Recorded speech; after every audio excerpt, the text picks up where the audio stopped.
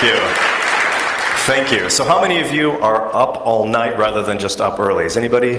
I see one hand, two hands, a few people. Oh, wow, really? 4 people are, and you're still hacking away. Thank you so much. Well, it's an incredible honor to be here speaking to you. It's actually an honor to be here at the conference, and this is my first Hack in the Box. And already I've met several people who I knew online, and I'd never met them in person before. So in particular, there was one individual who had submitted security vulnerabilities to Twitter, and we'd worked with him a couple years ago.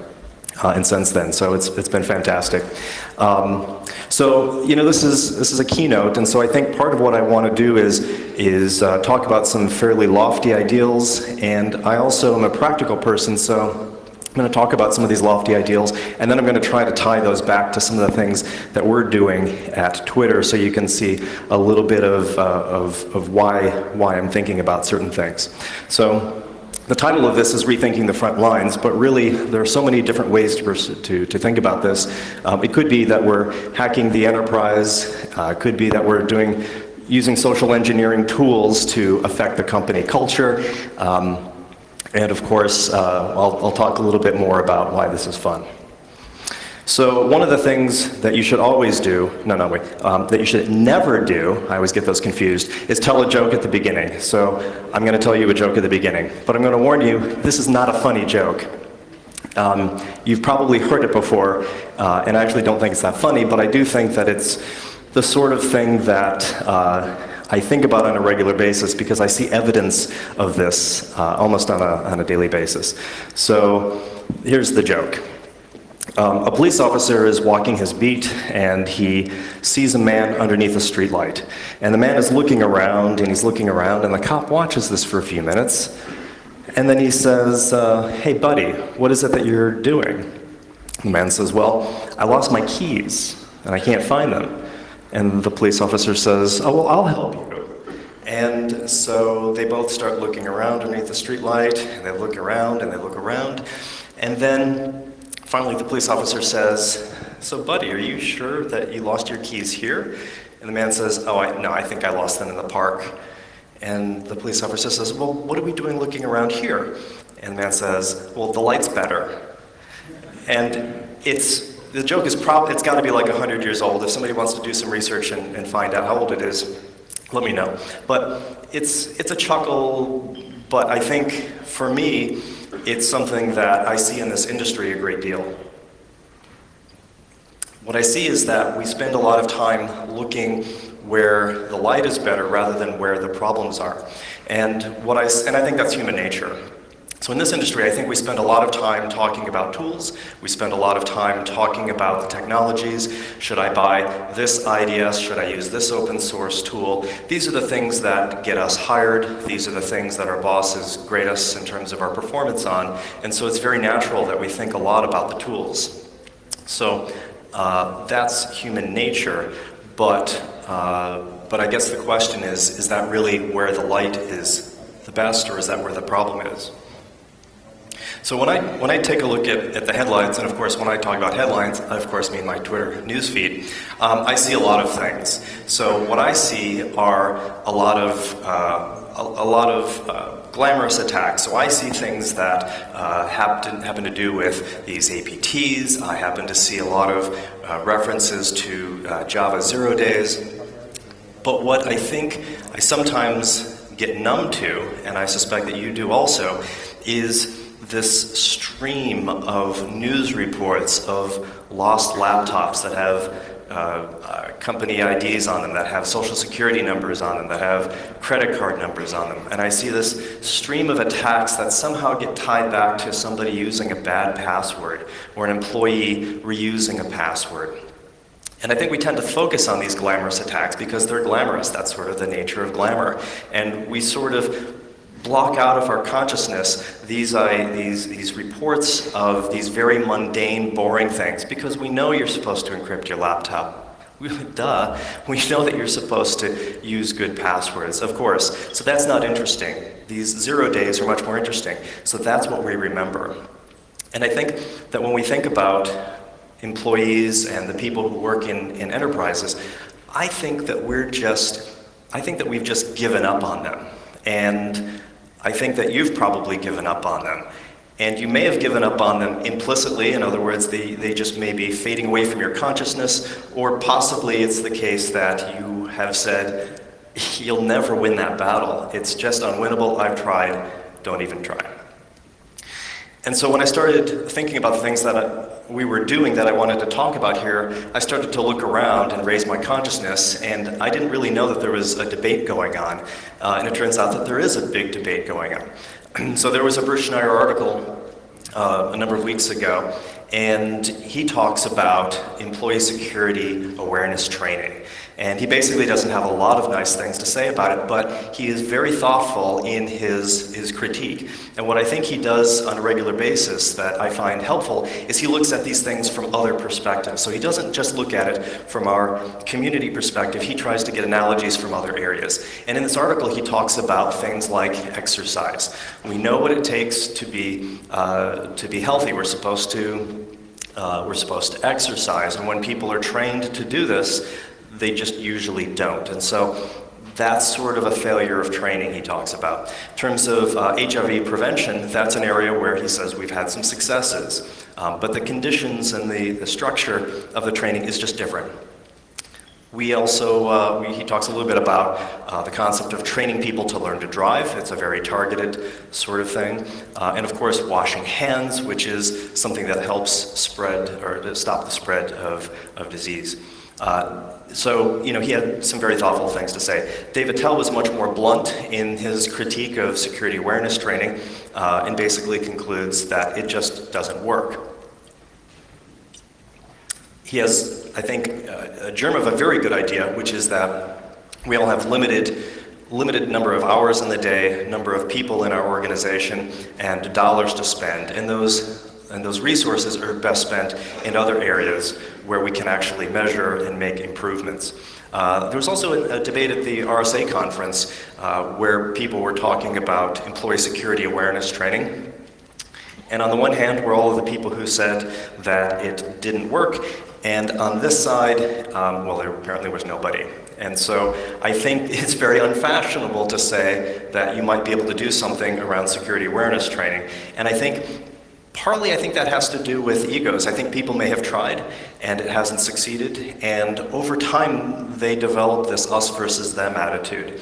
And I think, unfortunately, what's going on here is a little bit of a lack of imagination. And I'll talk about a little bit some of the things that we're doing in-house along that line.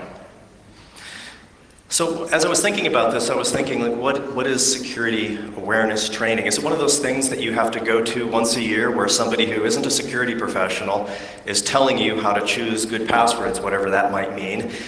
Is it one of those things where a security guy gets up and he's really scary and he just basically scares you for an hour once a year, but you're not sure what is actionable and what you're supposed to do? Because if that's what we're talking about, then yeah, of course, that would never work. I don't think anyone ever would think that would work. But these are actually not extreme examples. I'm not just making this up. I had a friend who 2 weeks ago came to me and said, "Oh, Bob, I just had a security awareness training session at my company." And I said, "Well, tell me about that." And he said, "They taught us how to pick good passwords." And I said, "This is great. Tell me what they said." And he said, "Well, step 1, pick a dictionary word." And I said, "Yes." And he said, "But that is not going to fool the hackers.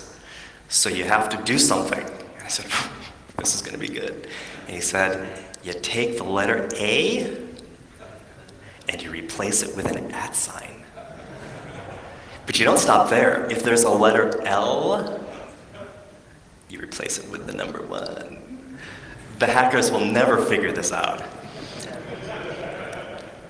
So yeah, and of course if this guy is ever compromised, he'll say, "I did everything they told me in the training class." So yeah, if that's security awareness training, I think we can agree that that's not a good thing. People aren't going to learn from that.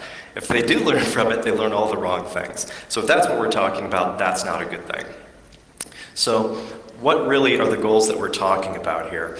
I think that the goal isn't to talk about security awareness training and to try to hold that to some level of perfection. There's this thing in debate, it's the nirvana fallacy. There are a number of other ways to talk about that. And basically, The idea is that if an idea, a solution to a problem, isn't perfect, it's of no value at all. And I think as computer professionals and security professionals in particular, we love the idea of perfection. We love saying, I can prove that no one's going to be able to decrypt this until after the heat death of the universe. And we're very attracted to this level of perfection. And so we, I think, like to think that we're immune from these sorts of, these reasoning fallacies. In fact, I think we're more susceptible because we actually do have places where there is perfection, and we assume that everything else can be held to that same level of perfection. So I don't want to talk about this nirvana of making it bulletproof, making it so that a single person isn't going to be attacked in the enterprise. That's still going to happen. But I'm talking about shifting the balance and making sure that we're making these little changes, because the little changes can really add up. Going back to Schneier's analogy about being healthy, you know, you have to be careful about moving, trying to analyze these metaphors a little bit too much. But there is research that says if your friends eat right, and if they exercise, you're more likely to do the same. And if your friends don't exercise, and if they don't eat right, you're more likely to do that. And unfortunately, the research also suggests that it's easier to go down the dark path than it is the path of eating right. But there's something about habits. You know, the habits are the things that we do when we're on autopilot. And we're smart people, so we like to think that we are very purposeful, and that our prefrontal cortex really controls all of what we do. And it turns out it really controls very little of what we do. Most of who we are is what we do when we're on autopilot. It's the stuff that we do when we're not thinking, and so it's those lower parts of your brain. And so Bruce Schneier also, I went back and reread that article, and he says something very interesting. He says that if the security engineers, if we do our job right, then users will get their awareness training informally and organically from their colleagues and friends. And so that's, I think, exactly right. It's who you hang out with and what those cultures are all about that helps guide what you're going to do when you're faced with certain kinds of attacks. And so you can see where I'm going with all of this. It's a straw man argument, I think, to talk about security awareness training being imperfect and therefore not working, especially if you're just talking about people in the sort of classes that my friend was in. So I wanted to know, how can we make the culture within our organization and in the organizations where I talk to friends, how can we make that a habit? How can we make doing things the secure way, the default way that you do things, when you're on autopilot, when you're not thinking about security per se, you're just doing it because that's the way we do things. And I wanted to weave this into a culture of security. So not training security, but a culture of security. So a little bit about Twitter, and some of you may have read this. There's been a few articles on this. But there was some concern when the company was going through hypergrowth that at some point very soon, the number of new people would dramatically outnumber the old people. And so, and I don't mean like chronologically, I just mean like in terms of their tenure at the company. So the concern was that the people who had informally built this culture, which made a great company, that they would be reduced in percentage-wise in terms of the overall company. And that the culture that made Twitter great might just evaporate if somebody didn't do something very consciously to secure that. And when cultures evaporate, there isn't the turning point where people say, oh, yeah, that was the day. It's something that you don't notice, it's gradual, and it happens over the course of weeks, months, and years. There's also the issue of microcultures. So if you think about the fact that we're all in one building, but adding remote offices, those remote offices would likely have their own microcultures. So what could we do to make sure that those people were connected into the original culture of the company? How do we keep the good stuff good?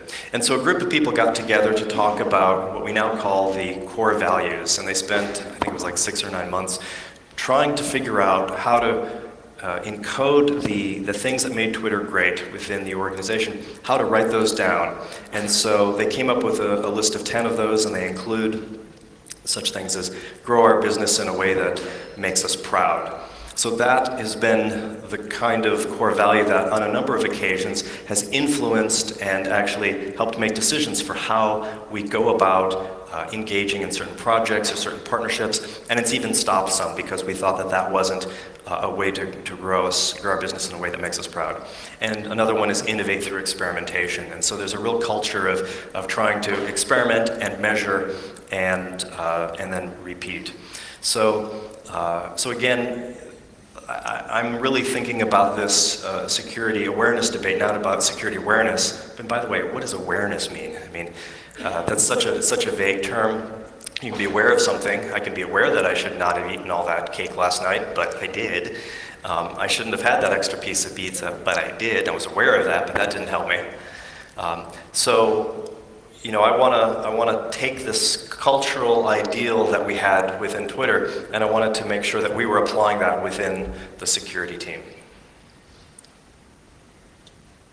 So I found out there was another debate going on when I was thinking about culture, and there's a really fun article by Sean Parr in Fast Company, and it's got a great title, Culture Eats Strategy for Lunch. And his basic message is the following.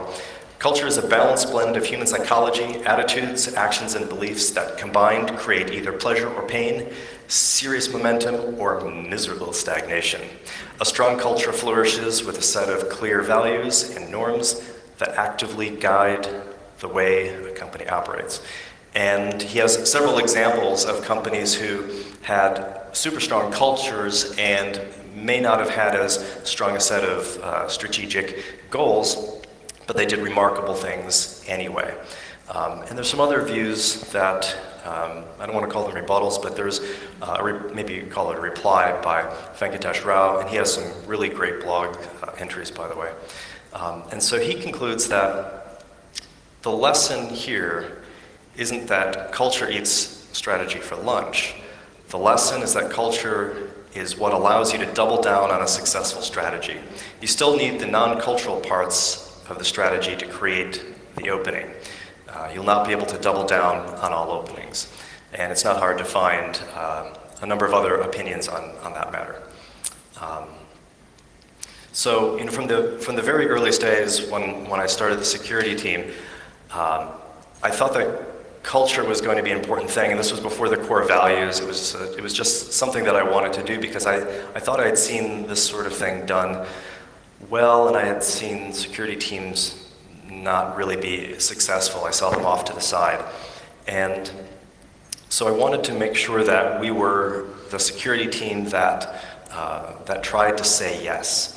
And that's not always possible. Has anybody here taken stand-up comedy classes? Anybody? Like stand-up comedy where they teach you to do improv? Just a couple people. Okay, I recommend this highly. I did this for a little while and I found it very challenging, but afterwards I couldn't stop thinking about it. And one of the things that they teach you, one of the first things that they taught us was that if you're doing a routine where you have yourself on stage and you have somebody else on stage and you're improv, so you're making things up, you're going to want to occasionally hear what the other person says and then say, yes, but. And so they say, never do that. Here's what you have to do. What you have to say is, yes, and. So what you have to do is you have to build on what that person has already established. So if that person has said something ridiculous that you would like to discredit, you can't do that. You have to assume that that's the truth, and you're going to extend what they're doing. And so in this particular case, I think my motto is to try to say, well, not yes and not yes but yes if. So yes, you can launch this product if we can do the security review up front rather than after you've written the code. Or yes, if we're able to make these other changes so that the data goes over here and doesn't go over there. And so we tried to be very yes, if-like throughout all of our engagements. And so I think that was an element of the security culture that we were trying to build. So we had some things that we wanted to think about when we were thinking about training. And one of them is, when we say that training sucks, what exactly does that mean? Is it that it's never effective, that people can't learn? Or maybe it's that the material sucks. Maybe we're telling people to choose passwords in a crummy way. Or maybe, and this is probably true much of the time, maybe it's the trainer that sucks. Maybe it's me. And I think people aren't really willing to think about that. How are we going to measure effectiveness? So we were wondering, like, how do you measure the effectiveness of a training program or of culture? And is anybody really measuring any of this stuff in a way that they're free to talk about? And I'm actually going to talk about what we're doing. And how do you measure culture? So it doesn't make any sense for me to say my culture is a 4.3 and yours is a purple. I don't really know how to measure the culture per se, but I think there's some good things that we might be able to build. We may be able to build on and use as a proxy. So we wanted to find a population to study, a population of employees. We wanted to determine what to study. So we do a lot of stuff with our users, but we wanted to keep something manageable, and we wanted to build a feedback loop.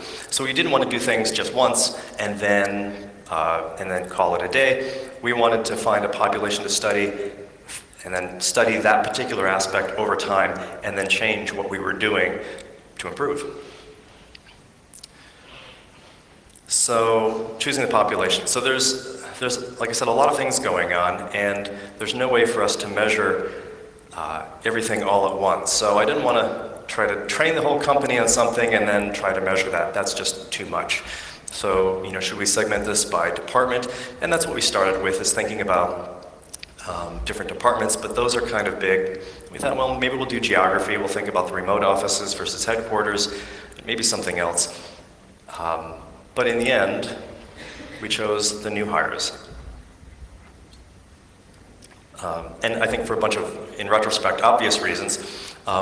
They show up on their first day, and they have to show up in order to start to get paid. So I know that they'll be there on the first day. I don't have that guarantee on any other day. And so I have a captive audience. When people start, they are very eager and very impressionable. And they will really do what I tell them to do on the first day. They may not do what I tell them on any other day, especially after they get caught up in the week's work.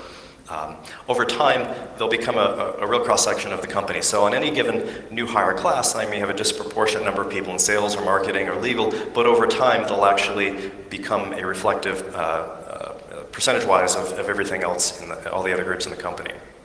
And we can track them over their entire career. So this is a manageable number of people. It's consistent. We have them coming in every week. And honestly, if I can't move the needle on people who have just started, then I'm honestly not sure that I'm going to be in the camp that says that security awareness training can do something. So this was really the place where we were stacking the deck in our favor the most. So who should do the presentation? As I said before, there are places where they have trainers come and train security awareness training, and they're not security people, and so I think that they have no credibility with the people who they're teaching. And so I decided that I would do all of the new hire presentations, and I had been for some time. I didn't really understand, I think, the reasons why I had chosen to do that. I think maybe it started originally because there was nobody else to do it and I hadn't hired enough people on the team. But now I have a very strong team and I could certainly delegate, but when I'm not presenting at conferences like this, I personally lead each of those new hire classes. I think that this tells people that if it's important enough for me to personally make time in my schedule, that it should be important for them to take notice and hopefully take action, because that's what we're talking about. I don't know how to measure the value of me personally showing up. Maybe I'm overrating it, maybe I'm overthinking it, but I think it does have some value, and I do think that that's part of stacking the deck in my favor. So as we've heard throughout the last 10 years, passwords will be gone any day now, and this is also the year of the smart card, by the way. So thank goodness all these passwords are going to be gone. And when I talk to people at other companies, I say, so do you teach, what sort of things do you talk about when you talk about passwords? Do you have password managers that you use, or you make people use? Do you have any other policies and procedures around how people create passwords? And they say, wait, what? What are you talking about? We can't make people pick good passwords. I'm like, oh, okay. Well, in my informal travels, I've found that not only are passwords challenging for civilians, I've found that they're really challenging for security professionals too. And so when I go around talking to people, I talk to some people at this conference, I've talked to people at other conferences, I talk to security professionals over a drink, and I don't even have to have that many drinks in them before they start telling me the truth. And what I think is happening is that we're not doing a very good job of choosing our passwords. I'm not going to embarrass anybody by asking you to raise your hands, but just in your heads, how many of you adopt a policy like this where you have a hard to remember string modified by something in the URL, something about the name. So is your password some crazy string, and if you're visiting Yahoo, you put Yah or Who or Yahoo at the end, and then have a separate low-value password for accounts that you don't really care about because they just make you have one. So I really don't think these are best practices. And like I said, I've talked to several of you in this room, and those were your practices. And I'm hoping that as I tell you that these are not good practices, I think some of you will have this little mild sense of nausea as you realize, yeah, you could really do better. Some people talk about things like XKCD passwords. Do people know what that means, XKCD passwords, or passphrases, where you have like 4 randomly selected words, or 4 or 5 words, and then password manager. Some people do use those. And then I've also heard of people using flat files on thumb drives that are encrypted, all sorts of things. But I don't think passwords are really going away as much as we're trying to reduce their presence within the enterprise and between businesses. And so they're going to be around for a little while.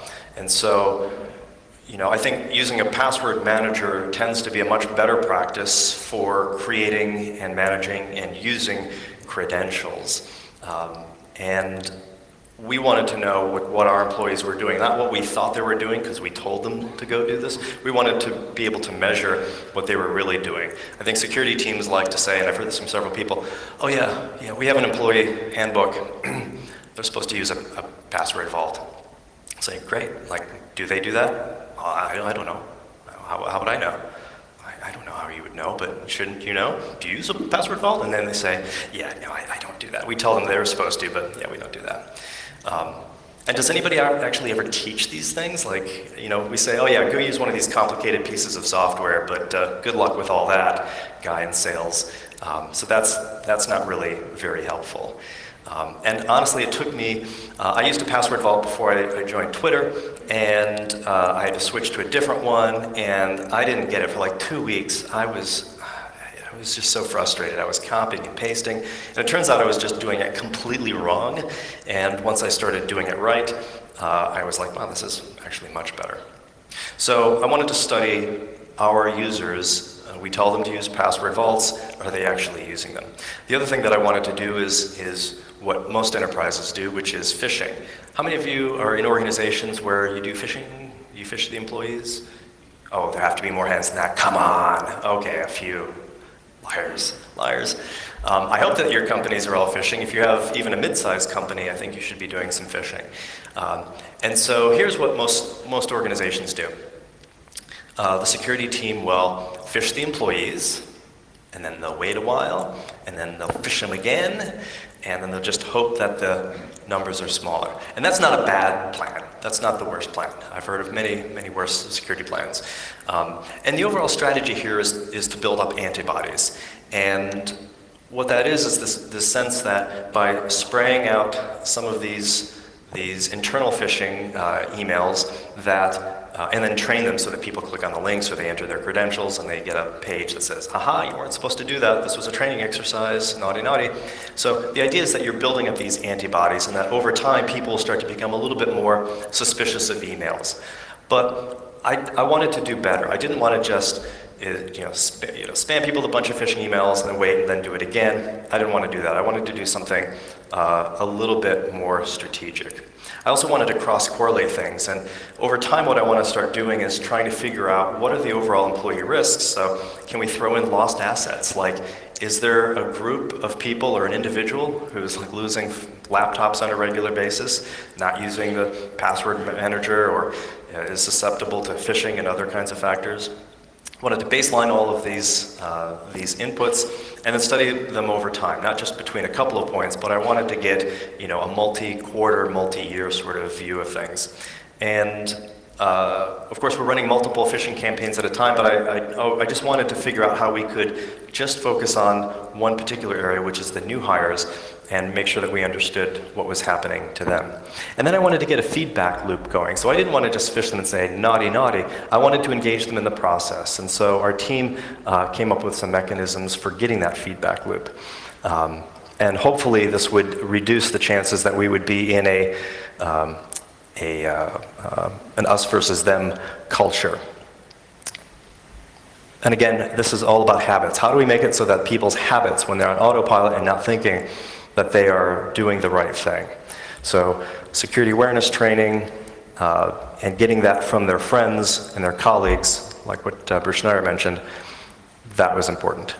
So we wanted to measure and study, make a bunch of changes, and then repeat. We wanted this constant feedback loop, not training to you, and then good luck with all that. We wanted to have some sort of thing that was repeating on a regular basis. So we came up with an alert mailing list so people could report suspicious activity.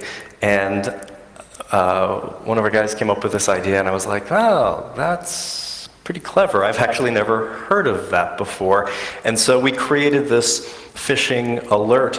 And so in my new hire training, I tell them, if you see a suspicious email, even if you're really sure it's from our team, please send it to this mailing list. And we've got a guy on the team who's outstanding at trying to answer all of them. So every single time somebody writes in, he will honor them by saying, yep, that was us, that was a good catch, can't fool you. But he'll also say, if it's a harmless but suspicious email, he'll do some investigation and tell them that too. Sometimes they're real attacks, and he'll say, yeah, thank God you didn't click on that link, that was a bad thing. And of course, spam looks like an attack if you don't really know. And then of course there's the training attacks, which are us. And so we want them to send us feedback on all of these things, because it could well be that the one email that we get, the one tip that we get from somebody in the field is the thing that causes us to start pulling on a thread to unravel something fairly nefarious going on. We can't be everywhere, and a seemingly innocuous tip may be very, very important to us. So again, this is all part of the feedback loop. The other thing we do is we have office hours. So we sit up in the cafeteria and we wait for people to come by. And sometimes somebody comes by with a random topic about, whatever it is that is my hobby or the other guy's hobby. And sometimes they come to ask these really dumb questions, but it turns out that those dumb questions really aren't so dumb after all. It's all about building rapport and making sure that they know that they can come to us no matter what. And we've had people come and confess sins. I was trying to think of the worst sin. We haven't had any really bad sins, but people do come up on a regular basis and say, you know, the other day I did this, and I'm not so sure I was supposed to. And so we try to keep our composure, and we say, okay, thank you for coming, and then we try to work through it. And so, again, making sure that people are feeling like there's a feedback loop is really critical. So, some results. So I wanted to actually talk about the things that we were doing and give you some insights. So again, these are some of the lofty ideals. Let me show you how we're putting some of these into practice. So, as I said before, we ask all of our employees to use a password vault. And when we started to figure out how to really analyze this, we found out that, no big surprise, I just told them you have to go use the password vault. They didn't go use the password vault. And so we made some changes so that in the new hire class, I made a whole bunch of changes. So I cut down my presentation, and then we added a section where we basically forced everybody to install the password vault and to activate it, and then to change their Twitter password. So we knew for a fact that every single person who came into the company had to start off by using the password vault, and then they didn't know their Twitter password. We made them change the password to something, 25 characters long, upper, lowercase, completely machine generated. So they didn't know their password, which means that to not use the password vault they had to go through some work. Okay, so what is this? So in the upper left-hand corner, we see that all of the employees are starting off on their first week at 100%. So 100% of the employees are using the password vault. And if you take a look at what these lines are, these lines represent different cohorts. And a cohort is just a class, people who all started on the same date. And early in the program, we had this sort of fall-off rate. This, obviously it's sort of generified for public consumption, but the basic idea is that there were different cohorts who were using password vaults for a while, and then some of them fell off. Some of them used it for quite some time, and so we had very high compliance with our request, and then others fell off a lot faster. And so later in the program, after we made some changes to my presentation and the way that we were doing the training, we saw some improvements. So this is a different set of cohorts a little bit later in the program. And if I flip back and forth between these, you can see that we're pushing these, we're bunching these up a little bit. And so I think we've made some good progress. By the way, the bottom line there is 50%. So even in the worst case scenario when the program first started, we still were talking about worst case scenario, over half the people were using strong passwords in the password vault. And when I talk to other people at other companies, I think this is unprecedented. I just don't know of other companies where they have, outside the military, where they have this level of compliance around these sorts of things. And if you also have similar wins in your organization, I'd love to hear about those, because I'm sure that we could weave those into the things that we're doing. So that was early in the program, and then later in the program where we had some successes. So the question is, what is going on with these folks who are leaving? So they're actively going in, and they're going to have to change their passwords again. They'll have to change them to something memorable and not use the password vault. We wanted to know, were there any trends that would help us understand the burnout rate? And this is what we found here. So what we're learning here is that the people who were able to survive the first maybe 3 weeks or so, if they can survive the first 3 or 4 weeks, if they can get through that, they'll be long-term users. That first few weeks is really critical. And so one of our tasks is to figure out how to get people through that first few weeks. So remember I was talking about measuring? We can't get better if we don't know where the problems are. And here the problem is that first few weeks. So we're actively taking on some approaches to figure out how we can make that first few weeks a little bit easier. One example is we now send an email out to people after the new hire class, and we tell them that they, thank them for the class, and we remind them of a few things, and the staff member who sends that out is then inviting them to send other feedback. So we're starting to build up more of that rapport to hopefully make it so that the fall-off rate will be compressed.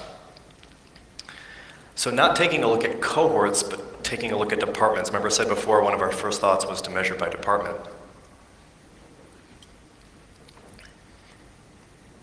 Here we find 3 departments, A, B, and C. A and B are up at the top, and that's also, there's a third line there that's sort of commingled, which is the average for all new hires since we started tracking all of this. So those are all very, very, very tightly woven. And then there's Department C. So when I talked about microcultures before, microcultures don't happen just in the remote sales office. Remote offices obviously can be very susceptible to that, but there are specific departments, and you probably have one in your head right now, and they're just different. And you don't know why that they're different, and you've tried to make them not different, but they're just different. And this is an example, and this is probably caused by them going to new hire and then immediately going back to their desks and having, I'm assuming, coworkers say, yeah, I don't really use that. You don't have to do that. My suspicion is that the informal information that they get, the training they get from their friends and colleagues, which is what Schneider talked about, is exactly what's going on here. And so we've been taking some time to try to figure out if there are things that we could do to change that and to reverse that. And one of the things that we found was that we could help by having just another class. So we took some time at one of their staff meetings, we got everybody together, and after a single meeting we saw this uptick, and we're going to keep repeating until we can figure out how to make that self-sustaining. So that group, at least during this segment, and this information is a little bit old for obvious reasons, declassified stuff that's a little bit older, not necessarily current. And so this information is all about how we're trying to pull that up. Again, if you can't measure it, you can't improve it. And so we didn't want to just say security awareness training is of no value. We wanted to peel back the onion layer after layer to figure out what was going on. Okay, phishing. So I talked about some of the phishing campaigns. And so when we send out these phishing campaigns, the ones that we send to the new hires soon after they start, those have to do with clicking on a suspicious link and then entering credentials. And when we do that, we see this, and again, this is this weird segment in time. That line, that top line coming down, we suspect that that is in part due to some of the changes that we made in the training. So I became much more explicit about what we were going to do and what we expected them to do. I also started to be more interactive. So rather than just telling them what a phishing campaign is, I showed them phishing versus spear phishing and asked for their opinions. And so the classes became much more interactive.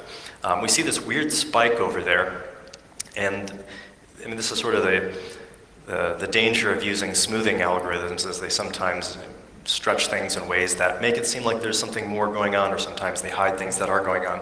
In this particular case, we suspect that what was going on is during that time period, we had a large number of people from a particular department being hired all at the same time. And so it may well be that their informal that their cohorts, that the other people in their departments were reinforcing some of these bad habits. And so we're still trying to understand exactly what that meant, but we do know for a fact that there was one department that was overrepresented during that whole time period. So maybe that department is just more risky.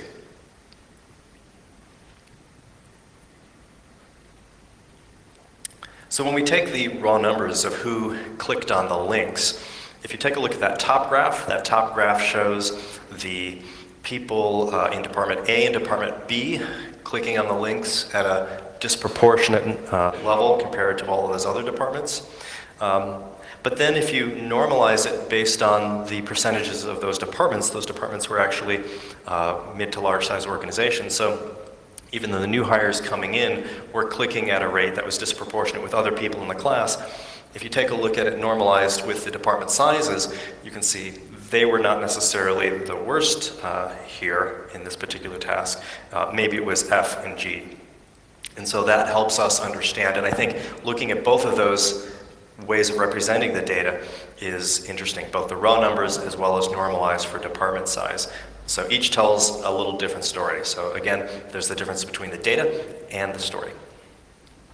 And in terms of people who typed in their credentials, here again we see the raw numbers versus the department size, the numbers that are normalized.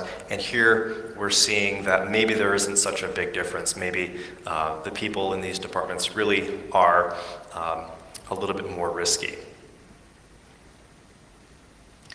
So there was also, we also had we started looking at information a couple different ways, and one of the things that we found was that there are some gender differences. There are some fairly marked gender differences between the rates at which men and women click on links. But what's interesting is that men click on the links a little bit more, but what happens is if you click on the link, your gender doesn't seem to matter for how you will whether or not you'll then enter your credentials. So they enter credentials at almost exactly the same rate. And we didn't really expect this.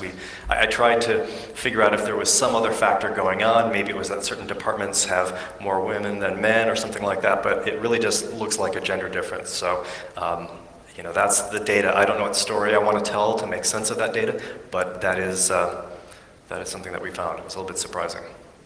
So I mentioned that feedback alias, and again, smoothing lines can be very dangerous, especially if there's one very big outlier. So you could tell two stories from this. One is that the line is basically this big exponential growth, and then you've got a big bump in the middle of that. Or we started doing really well for a while, and then something, then maybe I sucked, and then on that group of weeks I was just terrible. So I don't know what story you can tell, but the basic overall trend is we're getting more feedback from people, and we're encouraging them to send information to us so that we actually see what's going on. And like I said, we track all of the different kinds of feedback that we get so that we can measure that as well. So we evolved the training almost week to week, and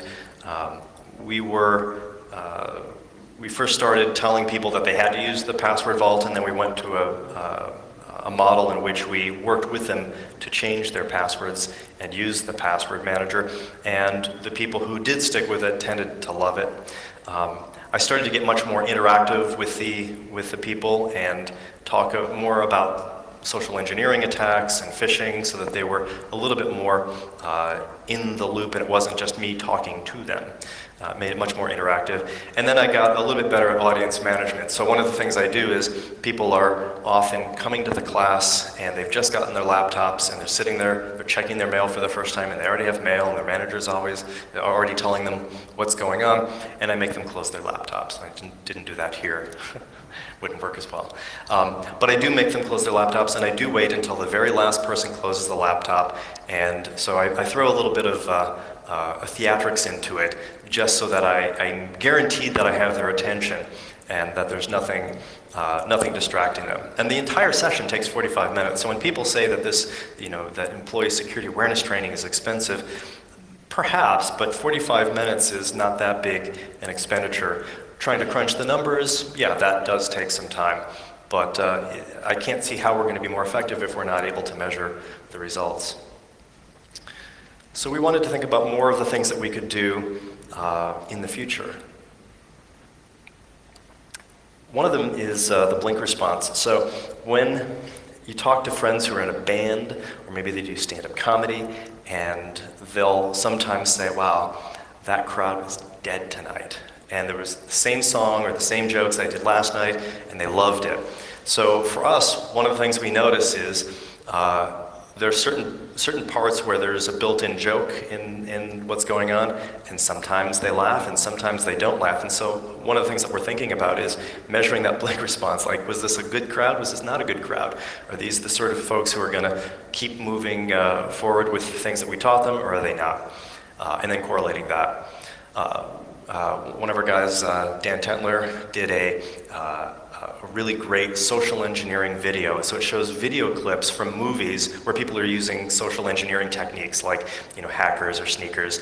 And so it's this really great Hollywood-esque view of social engineering so that we can get people thinking about what it looks like. How do we measure the effectiveness of that? Like, have people take a test? I don't know about that. But I want to figure out how we measure that. And then in terms of gamification, how can we make this more fun? So how can we make it so that people get security points for doing certain things? We had this one program which we had in a previous building. It was called The Mole. This is a social engineering thing. And so there was a person who we selected every week to be the mole, and we gave that person a gift card for a coffee shop nearby. And that person's goal was to not wear their badge and to see who would catch them. And so people would walk up and they'd say, if they saw you without your badge, they'd say, "Are you the mole?" And if you weren't the mole, you'd say, "Oh, I'm sorry, I'm supposed to have my badge on." They'd put their badge on. But if they were the mole, they'd hand over the gift card. And so that was a way of gamifying the physical security aspect. So what can we do around gamifying the electronic security aspect so that people feel much more like it's something that they want to keep building on? Other teams at other companies, I know they send out personal and team security scores. Maybe that's a way to gamify it. I don't think it's exactly what I was looking for, but it's something that we're starting to think a lot about. So what would happen if you got an email once a month or once a quarter and said, "Here's your score, here's your risk profile compared to all the other people in the company"? Would that change the overall culture of security. And we also thought about measuring some things that may be very difficult, like how many years the person has been in the industry. Is that a factor in how secure they are? What is their first language? Maybe if English is not their first language, maybe there's something else that we can do to help them. And there may be other cultural differences too. So in terms of lessons, one of the things that I think we might have done a little bit better is track exactly what I was changing in the new hire classes. I made changes almost every single week, which made the HR people crazy because I had to use my laptop instead of using their laptop for all the presentations. And I'd have to uncable and then recable. And so I was making changes on a regular basis to be part of that feedback loop. But I didn't track that as well, so it could well be that some of the changes that we saw there were the results of either things that I did better in the presentations or things that I didn't do as well. And I think we learned to be a lot more careful of the difference between the data and the stories that we tell about the data. It's very easy to have one story about the data that is not the right story. In fact, it's completely wrong. And one of those, the graph where I showed you about the phishing feedback, where you had that big swing, I think that you can tell two completely different stories based on that data. I think we were surprised in a number of cases and very, very confused. And I think that's a healthy part of just getting more information. And, you know, we're computer people, and our comfort zone is often typing rather than talking. And I think that we were, in retrospect, using certain skills around social engineering and pen testing, not for the purposes of breaking in, but for helping think about culture and thinking about rebooting this. So we had some successes, and we had a whole lot of new questions. But basically, I think we were successful in thinking about building a culture of security and not security awareness training, and building that feedback loop. So measuring, making changes on a regular basis, repeating, we really found that to be highly successful. And the main thing I think I would leave you with, one of two things, is that you shouldn't give up on these employees or other people that you need to influence. If you do give up on them, it is a lost cause, but it's only a lost cause when you believe that it is a lost cause. And if you believe that there's still something else that you can do to make things better, I believe that that's actually true. And of course, the most important thing is to look for the problems where they are, not just where the light is. So with that, I can take any questions that you may have.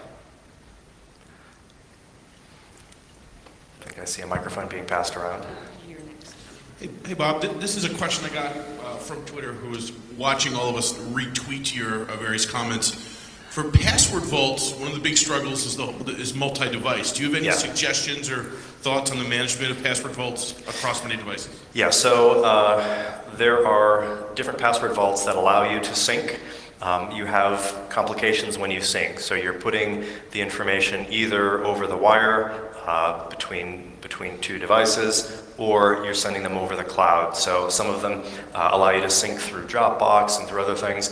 Other ones are purely cloud-based, and so you know right off the bat what you're getting yourself into. But yeah, putting things in the cloud has all of the implications of putting things on the cloud. And so your initial password is probably critical to that. The password that you use to protect your password vault is critical. Actually, what we do is we've started to pass out little fortune cookies to people in the new hire class, and they have pre-printed XKCD style passphrases, and we just tell them their inspiration. So you don't have to use, pick 2 or 3. You don't have to use any of the ones that we've randomly generated for you. You can pick other ones, but these are inspiration for you to think about creating very strong passwords. And we had another question here. Oh, over here. Good morning. I really like your talk. I have a question about one of the ideas I found extremely intriguing. The phishing mailing list. I really like that. And I think it would work if you could reduce the work to answer all the reports. Is it somehow minimized and effective? So how do you do that? Yeah, so that's a very good question. It's one that I worry about a lot, which is that I want people, we need to get better at automation around the phishing campaigns, and so the guy who's working on that is making great strides to help with automation of sending them.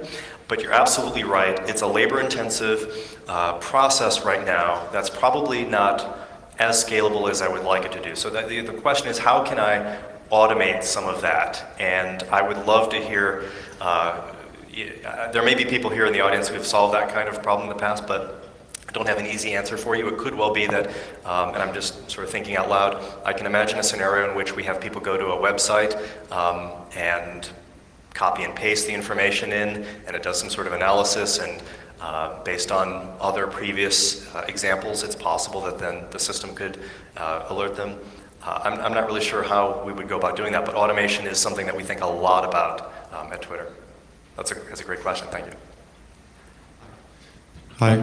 After the recent data breach, Twitter said it would be implementing two-factor authentication. When will that be implemented, and what type of system will it be? Okay, what time is it? So it's, okay, great. So it's 57 minutes into the presentation before I got the first two-factor question. So I don't have anything to announce here today. Next question from the floor.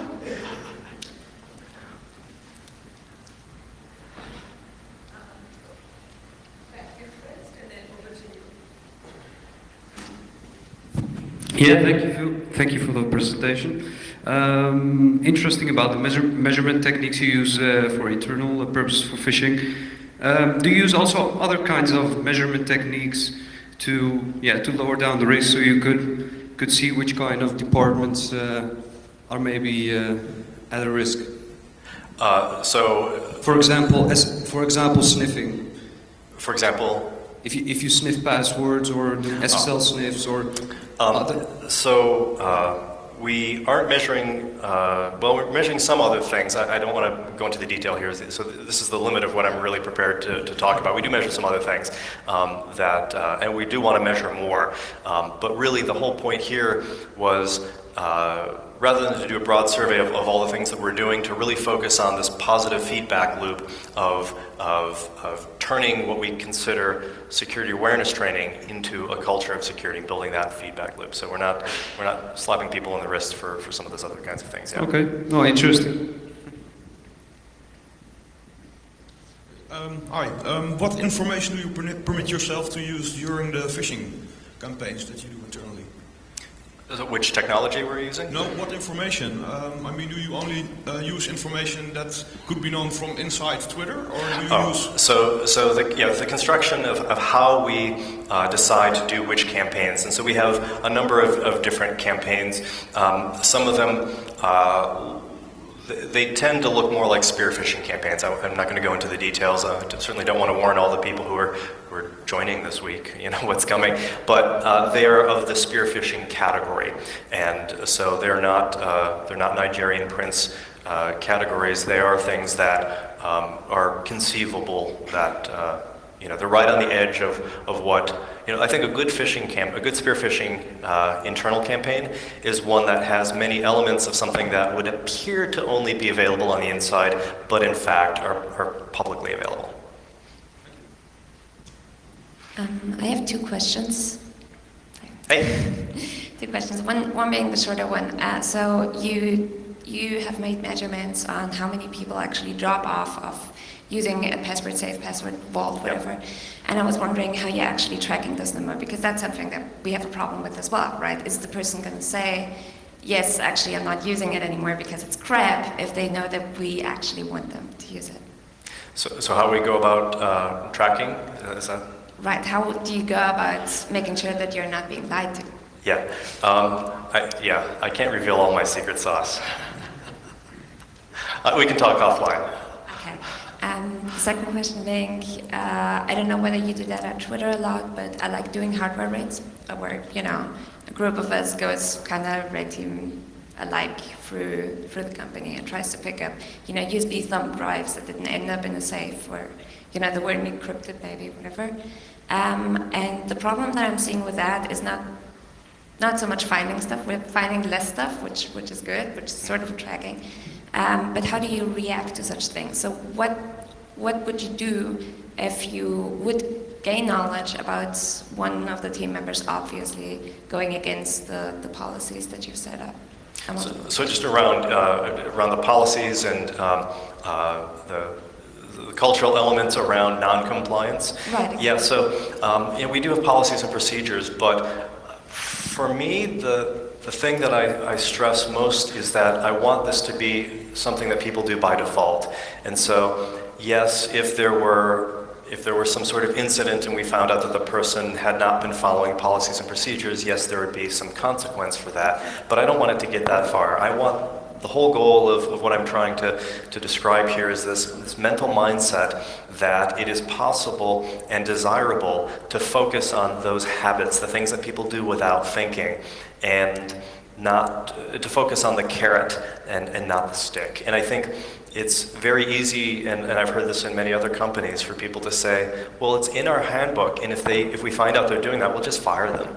And I just don't think that that's culturally the right way to go about things at almost any company. I think doing things because it's either the right thing for our customers or because it's what everyone does and it happens to be the secure thing, that's what I really want to focus on. So yeah, there are potentially other consequences, but my mind is just purely on trying to build this positive feedback loop so people just do things the secure way. Bob, we have time for one last question. Last question. Anyone from?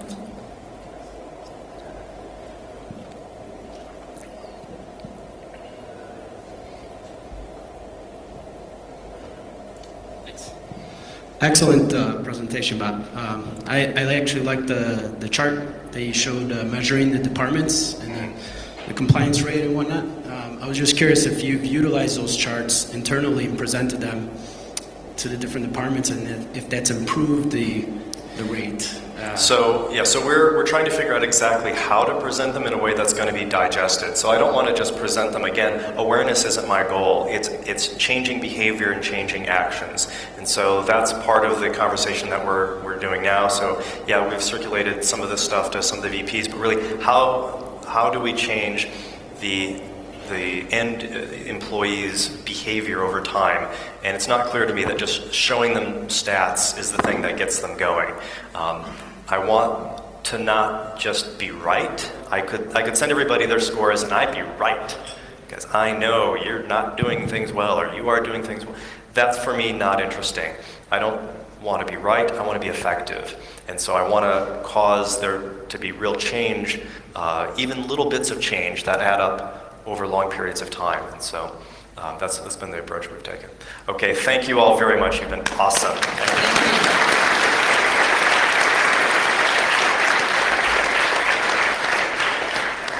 Thank you very much, Bob. We will now take a 30-minute break for a coffee and see you back here for track 1, next door for track 2.